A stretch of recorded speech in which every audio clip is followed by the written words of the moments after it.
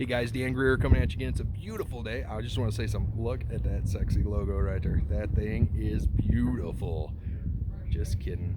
No, I'm really not. Anyways, so I want to talk a little bit about the coupling of the truck and the trailer today, and we're just going to bump right into it. So I'm going to flop my camera around so you guys, okay, boom, here we go. Sweet. All right, so we want to start on the back of the truck. Go ahead and make sure that our connections are tight, the air hoses are tight. We can see them right there, boom, boom. Make sure that our plug is plugged in for electrical. Lift it up and make sure that the lock dog is in place. You see that little bad boy right there? Make sure it's locked in. Check our air hoses, make sure they're not rubbing on anything while we're at it. Check our electro line, make sure that it's clear, that it's not rubbing on anything, not frayed. Go ahead and check our glad hands. Make sure that the glad hands have the rubber seals in them. We can pull them off. Boom. Oh, come on. That one's arguing with me. I spit on them so they stick together. You know, old trucker trick. All right, so boom, right there. We want to make sure that the gaskets are on both sides of them. Check this one as well. Make sure that's in there. And then we put it back together. No problem. Check this electrical line over here. Make sure that the lock dog is in place and the electrical line is plugged all the way in.